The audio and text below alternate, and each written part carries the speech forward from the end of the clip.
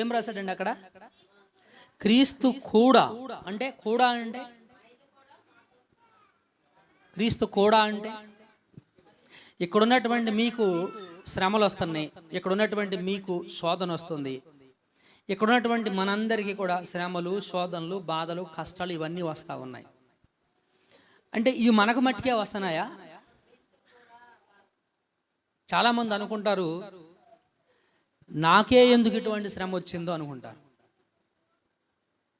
నాకే ఎందుకు ఇటువంటి పరిస్థితి వచ్చిందో అనుకుంటారు, నాకే ఎందుకు ఇటువంటి దుస్థితి వచ్చిందో అనుకుంటారు. చాలామంది అనుకునేది అదే.